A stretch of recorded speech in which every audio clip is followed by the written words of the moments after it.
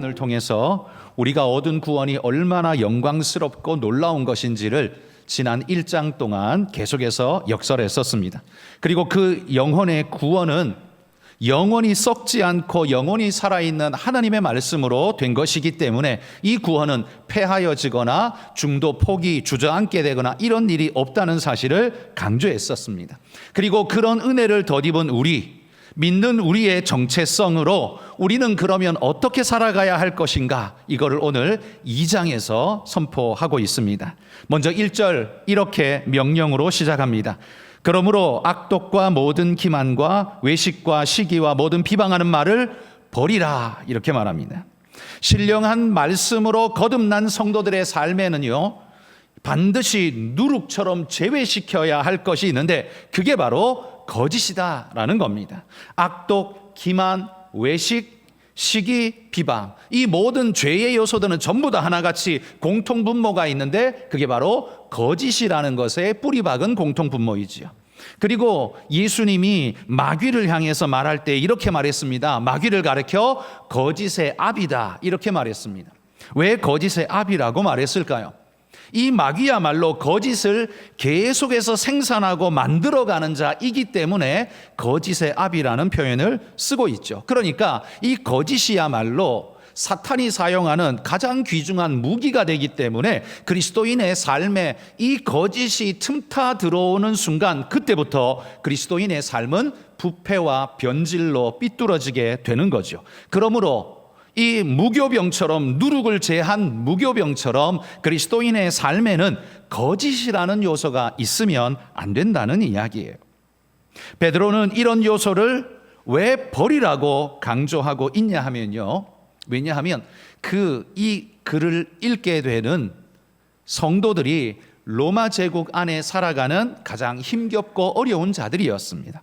세상의 로마 제국의 시류 자체가 이 거짓에 기초한 악독, 기만, 외식, 시기, 비방, 이런 것들이 난무한 시대였기 때문에 우리가 마음을 조금만 내려놓으면 다 그런데 뭐, 사람들이 다 그렇게 살았는데 뭐 라고 생각하면서 휩쓸려 버리기 너무 좋은 현실이기 때문에 베드로는 그것을 콕 집어서 버리라고 강조하는 겁니다. 우리가 아무 생각 없이 살면 그 거짓에 자연스럽게 물들게 되고 거짓의 자식이 되어지기 때문입니다. 그러므로 베드로는 성도들에게 권면하기를 절대로 거짓의 자식이 되지 말고 빛의 자녀가 될 것을 강조하는 겁니다. 너희가 누군지 잊지 않아야 이렇게 살아갈 수 있다라고 지금 강조하는 거죠. 그러면 오늘 설교 제목처럼 이런 시대 속을 살아가는 성도들은 어떻게 살아야 할까요? 우리는 이러한 혼미한 세상을 살아가되 어떻게 살아야 할까요? 그것에 대한 3가지의 권면을 오늘 여러분과 함께 나누고자 합니다. 먼저 여러분, 1절에 이런 요소들, 악독, 기만, 외식, 시기, 비방, 이런 거 버리라 라고 말하는데요. 그러면 우리 그리스도인들은 이런 것에서 반대적인 삶을 살면 우리는 온전한 삶을 완성할 수 있게 될까요?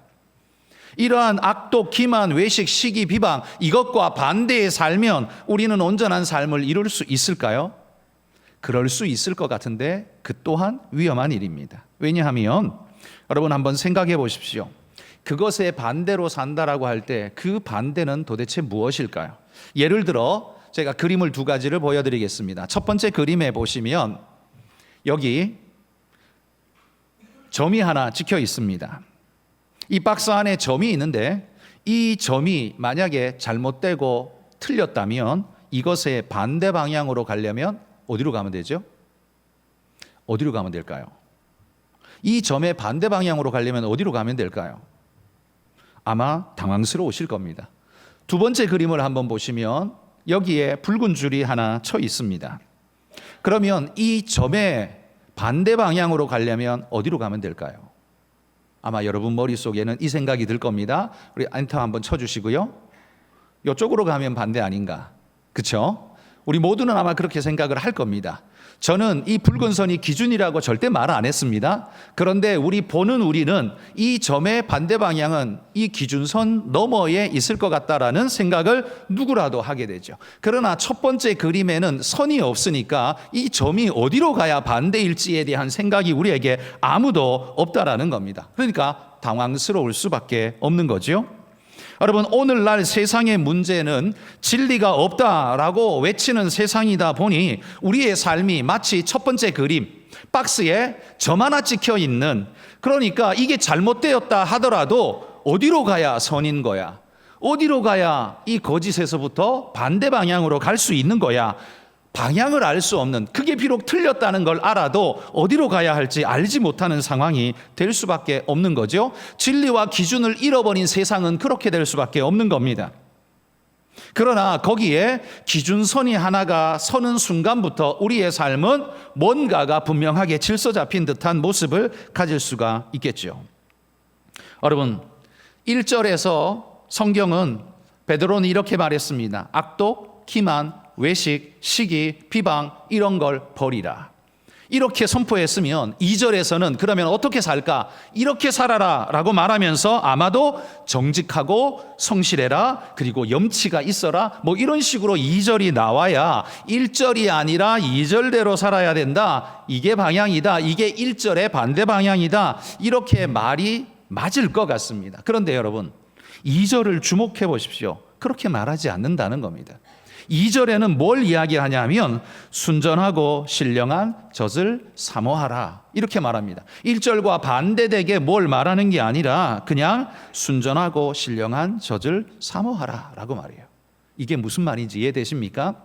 성경은요, 우리에게 행동이 맞다 틀리다 해서 그 반대로 그럼 이렇게 해라 라고 단순 대답을 하는 게 아니라 성경은 우리에게 기준을 알려준다는 말이에요.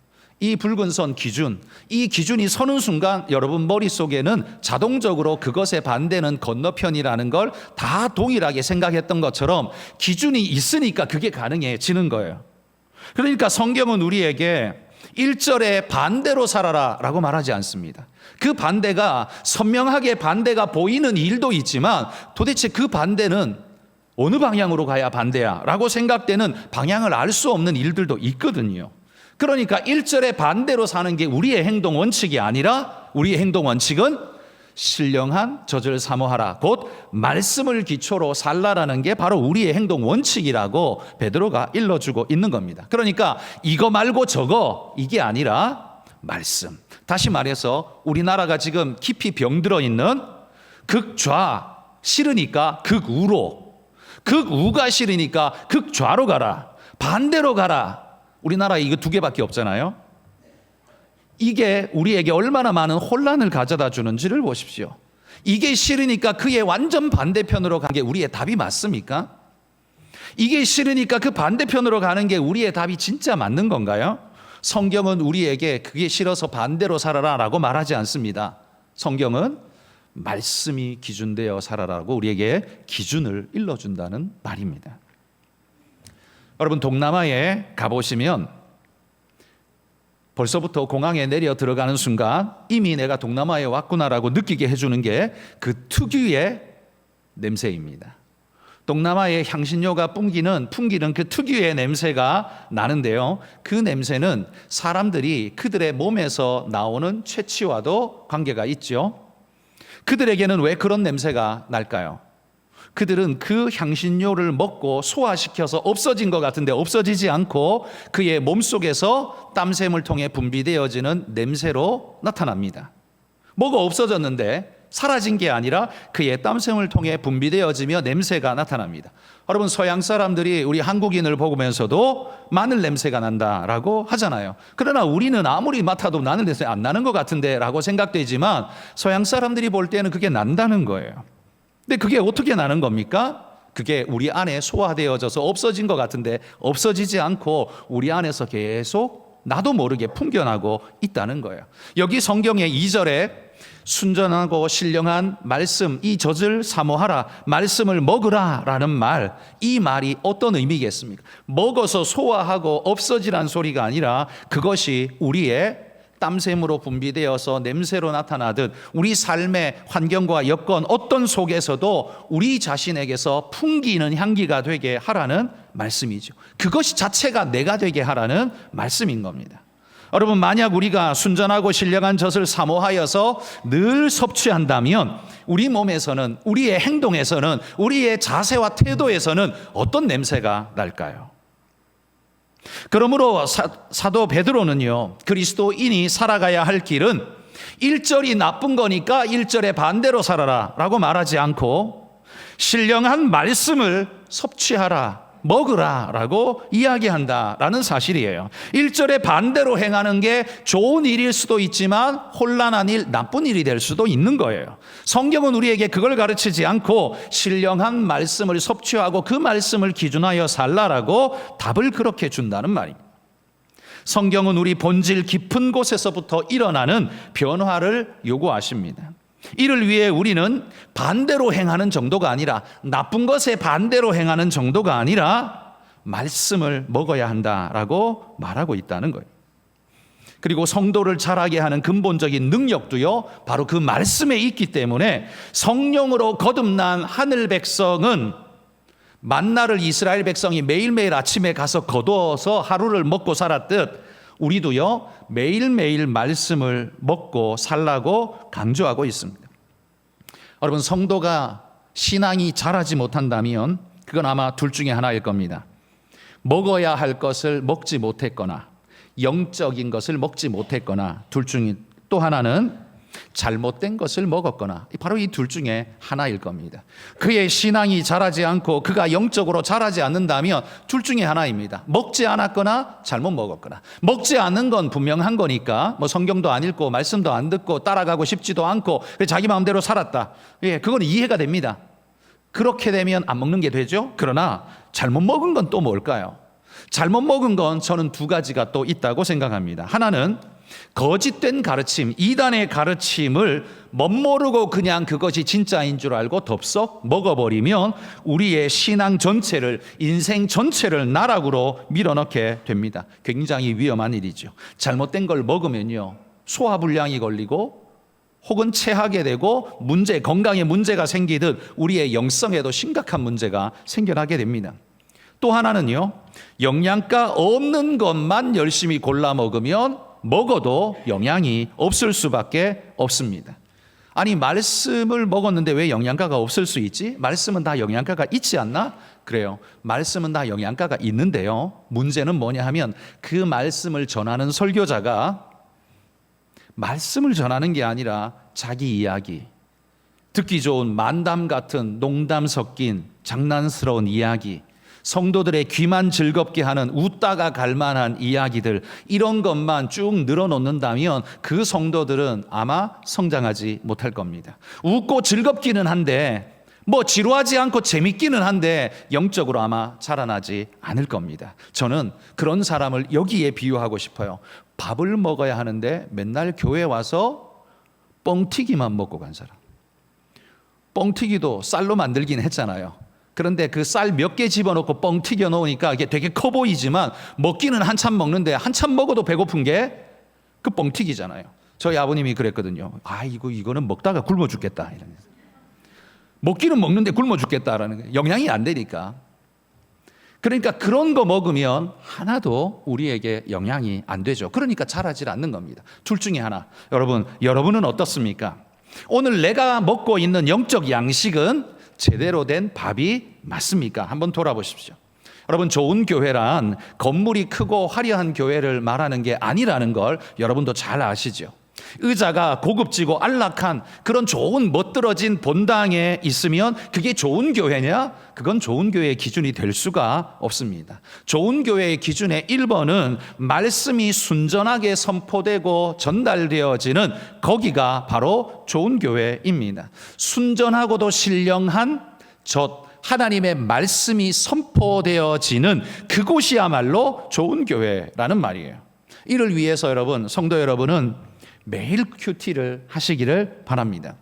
큐티라고 해서 맨날 큐티 책을 꼭 사라라는 말을 강조하는 건 아닙니다만, 그러나 큐티 책을 사서 하시는 걸 제가 권장해 드립니다. 왜냐하면 매일매일 읽어야지 했는데 그게 잘 됩니까? 잘 안 되죠. 그런데 큐티책은 하루에 읽을 분량이 다 정해져 있습니다. 맨날 며칠 쓰여 있고 얼만큼 읽어라 책에 아예 쓰여 있어요. 그러니까 그게 정해져 있으니까 그걸 빼고 지나가면 마치 숙제 안 한 것 같고 뭔가 내가 잘못한 것 같은 마음이 들어서라도 꼭 해야 될 것 같은 이 동력이 생깁니다. 그러니까 그런 게 있으면 좀 더 하게 되는 그런 동력이 있죠. 그러니까 그리고 얼만큼을 읽어야지 뭘 읽어야지 고민 안 해도 됩니다. 그 책에 따라 순서대로 가면서 묵상을 하시다 보면 하나님의 말씀이 읽혀지고 내 마음에 이해되어지고 또 깨닫게 하시는 은혜의 역사도 있을 겁니다. 여러분, 그러나 큐티책이 없어도 여러분이 충분히 하나님 말씀을 묵상할 수 있는 건 매일 눈 뜨고 나는 하루에 하루 3끼를 먹듯 하나님 나는 하루에 3장을 꼭 읽겠습니다. 그런 마음으로 각오하시면서 매일매일 성경을 읽으시면 됩니다. 읽으실 때에도요, 그냥 주르륵 읽고 그냥 눈으로만 읽고 지나가지 말고 마음으로 되짚으며 묵상하면서 그 말씀을 묵상하면서 곱씹으며 읽어가시기를 바랍니다. 그러면 여러분에게 그것이 매일매일의 양식이 되어서 자라게 할 것입니다. 여러분, 매일 아침 큐티를 하는 것은요, 이스라엘이 매일 아침 만나를 줍던 것과 마찬가지일 것입니다. 출애굽기를 보면 만나를 거둘 때에도요, 법칙이 있었어요. 자, 출애굽기 16장 16절에서 20절 말씀 좀 길지만 한번 읽어봅시다. 여호와께서 이같이 명령하시기를 너희 각 사람은 먹을 만큼만 이것을 거둘지니 곧 너희 사람 수요대로 한 사람의 한 오멜씩 거두되 각 사람이 그의 장막에 있는 자들을 위하여 거둘지니라 하셨느니라. 이스라엘 자손이 그같이 하였더니 그 거둔 것이 많기도 하고 적기도 하나 오멜로 되어 본즉 많이 거둔 자도 남음이 없고 적게 거둔 자도 부족함이 없이 각 사람은 먹을 만큼만 거두었더라. 모세가 그들에게 이르기를 아무든지 아침까지 그것을 남겨두지 말라 하였으나 그들이 모세에게 순종하지 아니하고 더러는 아침까지 두었더니 벌레가 생기고 냄새가 난지라 모세가 그들에게 노하니라. 여기 보면 만나를 거둘 때 법칙이 있었습니다. 뭐냐 하면 하루 분량만 거두라는 겁니다. 하루 분량만. 내일 것까지 거둘지 말라는 거예요. 어떤 사람들이요, 내일 만나가 혹 안 내리면 어떡해, 그런 생각으로 이틀치를 걷어버렸습니다. 그런데 하룻밤 자고 났더니만 그 다음 날 만나가 어떻게 됐어요? 벌레가 생기고 썩어서 냄새가 나서 먹을 수가 없게 된 겁니다. 하나님이 주신 그 생명의 양식이 썩도록 만들어버리는 건 우리가 해서는 절대 안 될 일이죠. 그리고 여러분, 내일 것까지 거두거나 일주일치 거두거나 왜 그렇게 거둘까요? 준비성이 많아서 그럴까요?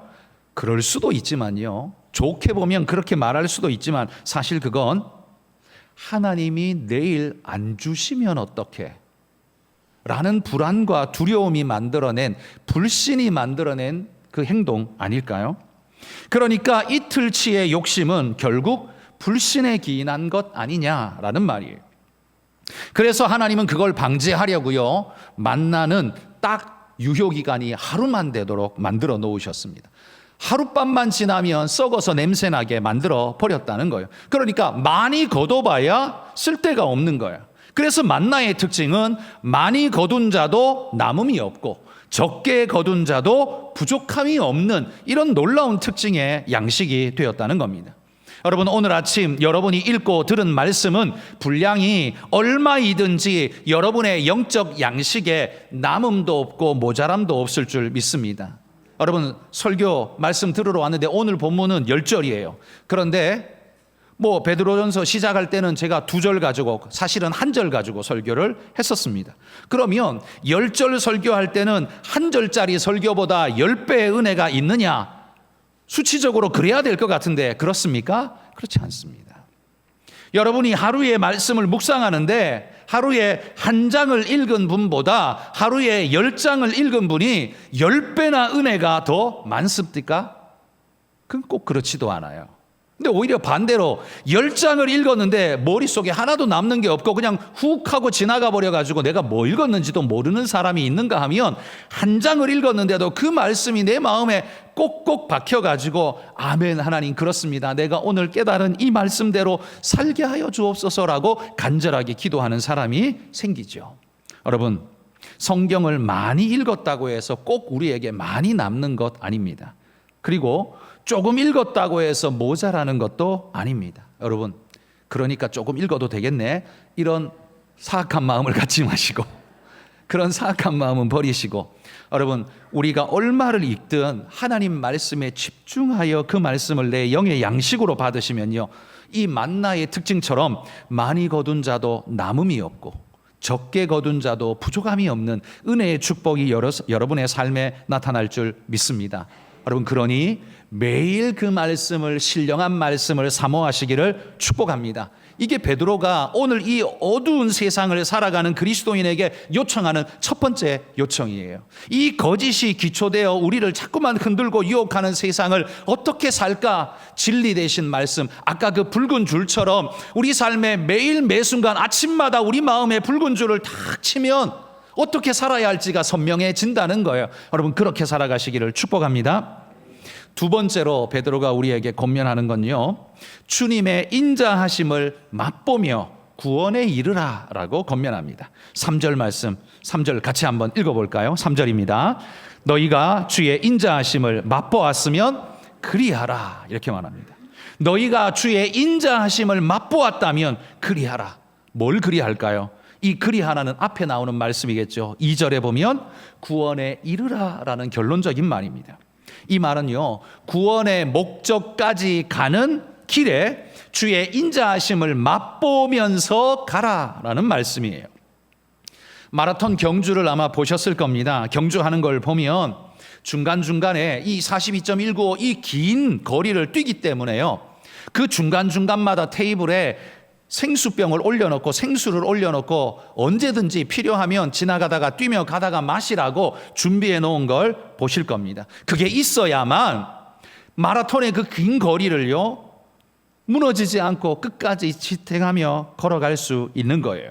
마찬가지로 마라톤 경주자의 42.195km처럼 여러분, 그리스도인에게 남아있는 생애가 바로 마라톤의 42.195km 같은 것이에요.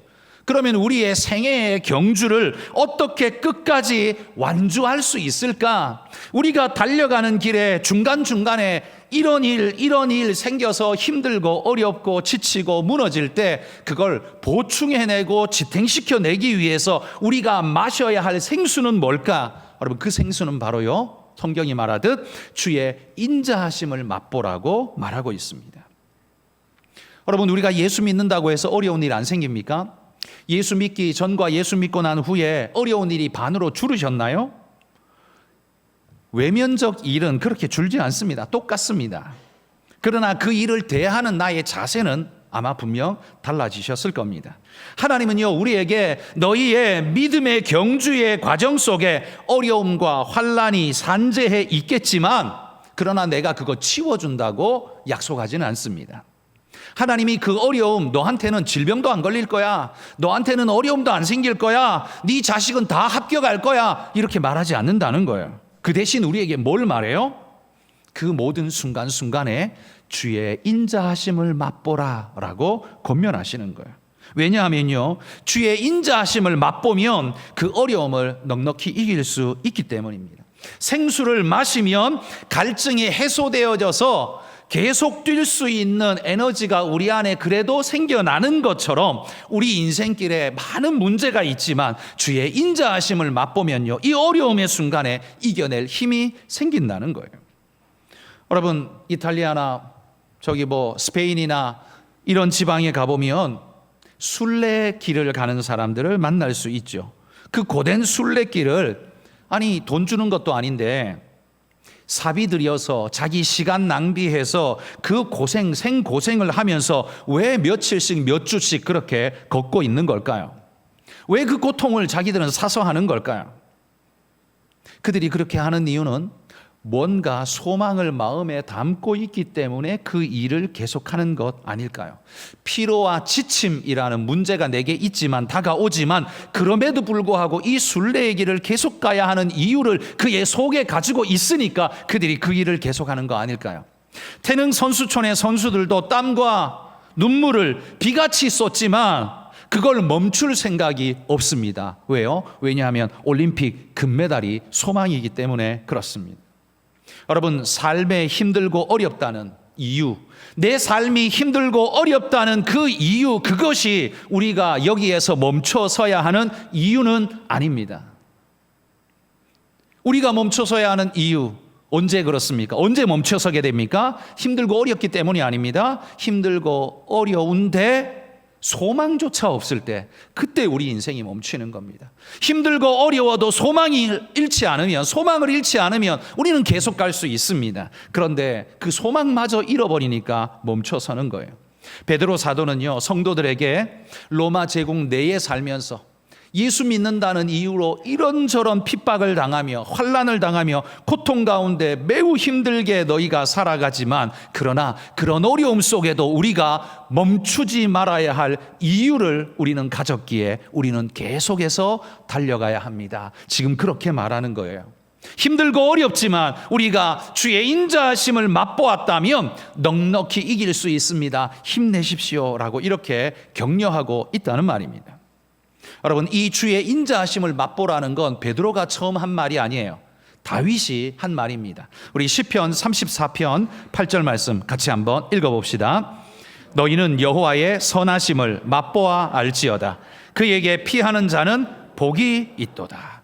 그에게 피하여 그의 인자하심을 맛보면 어떤 일이 일어날까요? 이 다윗이 도대체 어떤 일을 겪었길래 이런 이야기를 지금 하고 있을까요? 지금 34장을 이야기하는 다윗은요, 지금 블레셋에 있습니다.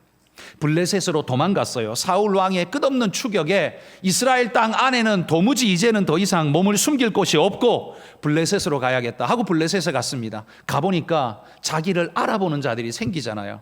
저거 다윗 아니야? 우리 블레셋을 그렇게 괴롭히던 다윗 아니야? 그러면서 저 대적이 왔다고 생각할 만한 사람들이 많죠. 그러니까 그들에게 잡히면 죽을 수밖에 없으니까 다윗이 그때 어떻게 했습니까?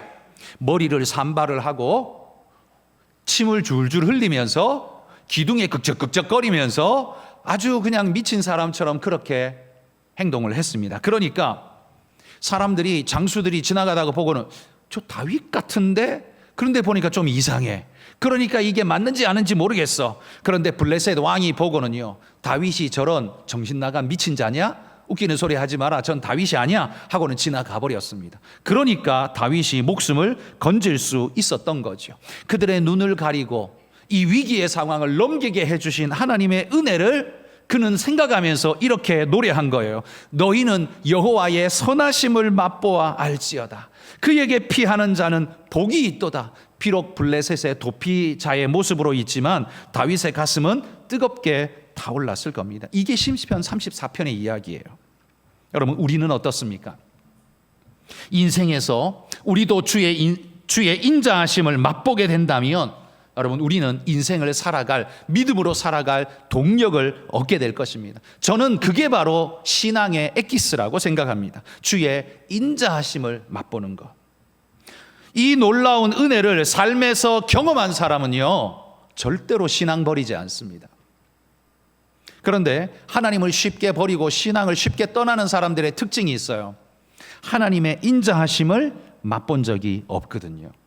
그러니까 신앙이 별것 아닌 것 같거든요. 뭐 이까짓 거 하나마나, 내가 열심히 그냥 교회 나가나 발이나 아프지 뭐, 1시간 동안 내 시간이나 뺏기지 뭐, 이런 생각을 하는 사람은요, 하나님 쉽게 버립니다. 신앙 쉽게 버려요. 하나님의 인자하심을 맛본 적이 없는 사람은 하나님 쉽게 버립니다. 그러나 하나님의 인자하심을 경험하고 맛본 사람은 절대로 하나님 버릴 수 없습니다. 삶이 달라진다는 거예요. 우리 한 구절 더 봅니다. 고린도전서 13장 7절입니다. 읽어보겠습니다. 모든 것을 참으며 모든 것을 믿으며 모든 것을 바라며 모든 것을 견디느니라. 여러분, 고린도전서 13장은 사랑장이잖아요.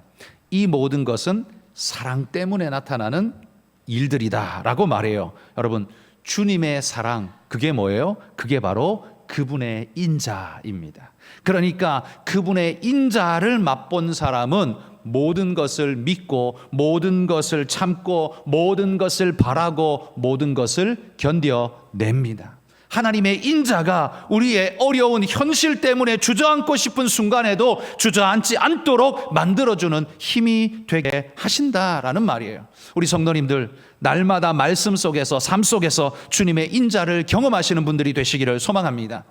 그래서 무미건조한 신앙생활 하지 마십시오. 교회 왔다 갔다 하는 신앙생활만큼 힘든 게 없습니다. 하나님의 은혜를 맛보지 않고 신앙생활하는 것만큼 괴로운 일이 없습니다. 여러분은 그런 분 되지 마시고요. 그분의 은혜를 맛보고 그분의 인자를 맛보고 감격이 살아있는 그런 분들이 되시기를 주의 이름으로 축복합니다. 그런데 여러분, 다윗은요, 하나님의 선하심을 언제 맛봤을까요? 왕궁에서 호의호식할 때 맛봤을까요? 그게 아니라 오히려 환난과 고통 중에 아픔과 흑암의 때를 지나면서 다윗은 하나님의 인자하심을 맛보았습니다. 그러니까 한마디로 하나님의 인자를 맛보는 장소는 왕궁보다는, 왕궁에서도 물론 맛볼 수 있겠지만 그거보다는 어디에서 더 선명하게 드러나요? 고통 속에서, 문제 속에서, 환난 속에서 하나님의 은혜가 더 선명하게 드러나는 거예요. 그러므로 여러분, 지금 베드로가 왜 이 말을 할까요? 너희가 지금 로마 제국 안에서 수많은 환난과 핍박 속에 사로잡혀서 고통과 아픔 속에 진절머리 나는 삶 속에 던져져 있다 할지라도 기억해라. 바로 지금이 주님의 선하심을 맛볼 시간이다. 바로 이 순간이 주님의 인자하심을 맛볼 시간이다. 그분의 인자를 기대해라 라고 지금 권면하고 있다는 겁니다. 여러분, 힘들고 어려우신 분들 계십니까? 여기 어떤 모양, 어떤 이유 때문에 힘드신 분들 분명히 계실 텐데요. 여러분, 여러분의 아픔 속에 하나님의 어루만져 주시는 은혜가 있기를 소망합니다. 하나님의 그 손길이 여러분 성경 보다가 기도하다가 느껴진다면 눈물이 주르륵 흐르고 그 은혜의 경험은 아마 여러분들을 더욱더 믿음 있게 만들 겁니다. 그러니 여러분, 힘들고 어려운 것이 꼭 나쁘고 저주스러운 일만이 아니라 오히려 하나님을 더 선명하게 만나는 기회가 될 수 있다는 사실을 기억하고 어려움을 만날 때마다 주님의 인자를 만나는 기회가 되게 하여 주옵소서. 여러분, 그렇게 기도하시기를 축복합니다. 베드로는 로마에 있는 우리 성도들에게, 그 지치고 힘든 성도들에게 이렇게 살라라고 지금 권면하는 거예요. 마지막 세 번째는요, 이렇게 말합니다. 신령한 집의 제사장이 되라, 이렇게 권면합니다. 베드로는 계속해서 그리스도인들이 누구인지, 너희가 누구인가를 계속 설명했는데요. 그러면서 오늘 4절에 보시면 예수님의 비유를 먼저 이렇게 듭니다. 4절에 보시면 사람에게는 버림바 되었으나, 누가 버려졌다는 소리일까요? 이게 예수님이 이야기예요. 그렇잖아요. 사람들에게는 내던져지고 버려져서 십자가 위에 내던져져서 죽음에 던져진 자, 그게 우리 주님의 모습 아닙니까? 사람들에게는 버려졌으나, 그러나 하나님은 어떻게 하셨다고요? 하나님은 택하심을 입은 보배로운 산돌이 되게 하셨다라고 이야기를 하고 있습니다. 사람은 버렸지만 하나님은 그를 주어서 그를 데려다가 씻고 닦고 더 보배롭게 만드셨다라고 이야기를 하고 있는 거예요. 여러분, 누가 진짜의 눈을 가졌을까요? 예수님을 버려버린 그 사람들의 눈이 진짜일까요? 예수님을 부활 승천케 하신 하나님의 눈이 진짜일까요? 당연히 하나님의 눈이 진짜이죠. 그렇다면 지금 이 로마 제국 안에서 핍박과 환난 속에 살아가고 있는 그 그리스도인들, 그들을 내버리고 핍박하고 있는 그들의 눈이 오를 진짜일까요? 아니면 우리를 보배로운 산돌처럼 건져내시고 구원하시고 세워내시는 그 하나님의 손길이 진짜일까요? 하나님이 진짜라는 거예요. 여러분, 사람들이 예수님을 버렸다고 해서 예수님의 가치가 없어졌습니까? 아니요, 조금도 없어지지 않았습니다.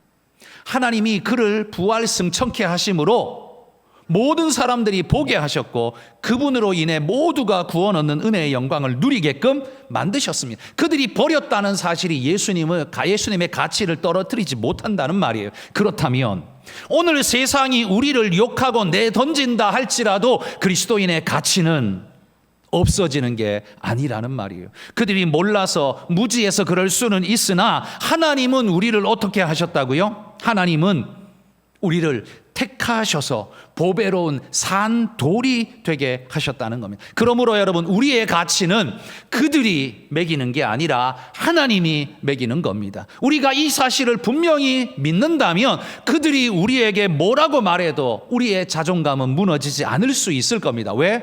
하나님이 우리를 보배로운 산돌로 붙잡아 주시기 때문에 우리는 무너지지 않을 수 있는 거예요. 그들이 버렸다고 해서 우리가 상처받고 그냥 무너져 버린다면 우리의 가치를 그들에게 걸어놓은 존재이죠. 그들은 그렇게 무너질 수밖에 없을 겁니다. 그러나 베드로는 우리 성도들에게 말합니다. 너희는 로마 사람들에게 박해받고 버림받은 자가 되었지만 그러나 하나님께는 택함받은 보배로운 산돌이 되었다. 기억해라 라고 말하는 거예요. 이 얼마나 감격스러운 일입니까? 여러분, 하나님은 그 보배로운 산돌이 되게 하신 성도들, 그 산돌들을 모아서 집을 지었습니다. 그 집이 뭐예요? 성경 5절에 보면 신령한 집이라고 부릅니다. 그 집이 뭘까요? 그게 바로 교회인 겁니다. 성도들 하나하나가 세상에는 버림받은 존재일지 몰라도 하나님에게는 보배로운 산돌과 같이 하나님이 귀중하게 여기는 돌들이기에 그 돌들을 모으고 모아서 쌓고 쌓아서 벽돌처럼 쌓고 쌓아서 만든 하나님의 신령한 집, 그게 바로 교회라는 말이에요. 여러분, 세상은 교회를 하찮고 별것 아니고 거짓말쟁이라고 말할 수도 있고 손가락질하고 욕도 하겠지만 여러분, 그게 우리의 정체성이 아니에요. 우리의 정체성은 하나님이 말씀하신 가치, 그게 우리의 정체성이에요. 그걸 잃어버리지 않기 때문에 우리는 세상이 우리에게 뭐라고 말해도 욕을 해도 우리는 무너지지 않고 이겨낼 수 있는 겁니다. 구약에는요, 레위인들이 제사장으로, 레위인 중에서 제사장으로 택함받아 성전을 돌보라라고 택함받은 특별한 사람들이 따로 있었지만 신약에는 이제는 누가 택함받았습니까? 성령에 구속받은 우리 모두가, 믿는 사람 우리 모두가 택함받아서 우리 모두가 제사장이 되었다라고 말씀합니다. 여러분, 5절 말씀 한번 같이 읽어볼까요? 5절입니다. 너희도 산돌같이 신령한 집으로 세워지고 예수 그리스도로 말미암아 하나님이 기쁘게 받으실 신령한 제사를 드릴 거룩한 제사장이 될지니라. 우리가 누구라고요? 하나님의 성전의 거룩한 제사장. 그러므로 베드로의 강조점은 바로 이겁니다. 그들이 너희를 버렸다고 해서 너희는 쓸모없는 돌덩이가 아니라 하나님께서 너희를 선택하셔서 성전이 되게 하신 귀중한 존재가 되었다라고 말하는 거예요. 그러므로 저들이 버렸다고 슬퍼하지 마라. 우리 주님도 그들에게 버림당했다. 그러나 우리 주님이 보잘것없고 쓸모없는 분이시냐? 결코 아니시다. 무지한 자들이 몰라서 악행을 저질렀으나 우리 하나님께서는 그를 택하사 보배로운 산돌이 되게 하셨다. 우리 주님은 모퉁이 돌이 되게 하시고 우리는 거기에 벽돌이 되게 하셔서 하나님의 교회가 세워지도록 만드셨다. 그리고 우리에게 하나님의 교회의 제사장이 되게 하셨다. 이게 얼마나 영광스러운 일입니까? 여러분, 제사장은 성전에서 하는 일이 뭡니까?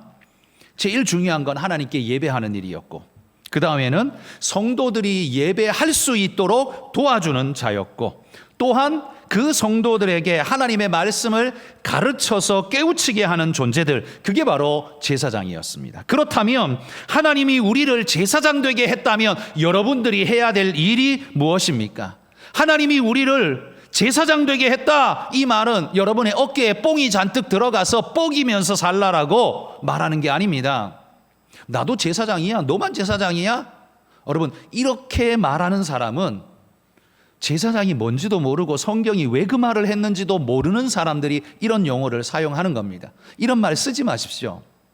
우리가 제사장이 아니라는 말이 아니라 이 말을 쓰는 것 자체가 잘못 이해하고 있을 가능성이 되게 높다는 걸 자기 입으로 스스로 자인하고 있는 거예요. 제사장이 뭐 하는 일입니까? 제사장은요, 하나님을 예배하는 앞선 자이고 성도들이 예배할 수 있도록 돕는 자이고 성도들을 격려하고 권면하고 가르쳐서 말씀 위에 세우는 자들, 그게 바로 제사장입니다. 그러니까 제사장이라는 이름은 자격의 이름이 아니라 역할의 이름일 뿐이라는 말이에요. 자랑할 이름이 아니라 역할의 이름, 내가 해야 할 일을 규정하고 있는 이름일 뿐이라는 말이에요. 우리 모두가 제사장이라는 말은 우리 모두가 나 중심으로 돌아가야 돼, 이 말이 아니에요. 내가 여기에 센터야, 이 말이 아닙니다. 내가 이곳에서 해야 할 일이 뭔가를 선명하게 보여주는 말이 바로 그 말인 거예요. 여러분, 때로는 하나님이 역할을 잘 감당하라고 우리에게 자격을 주기도 합니다. 그렇지만 여러분, 그건 하나님의 몫이고요. 자격을 주는 건 하나님의 몫이고요. 우리의 몫은 뭐예요? 우리의 몫은 우리의 하나님이 명하신 역할을 감당하는 게, 그게 우리의 몫일 뿐이에요. 하나님의 몫인 그 자격을 자꾸 운운하고 이야기하는 거, 그건 월권이고요. 그건 하나님께 맡기시고 여러분에게 주어져 있는 그 역할, 우리는 그 역할을 잘 하는데 마음을 두시기를 소망합니다. 그러면 여러분, 우리는 실수하지 않을 수 있습니다. 무너지지 않을 수 있어요.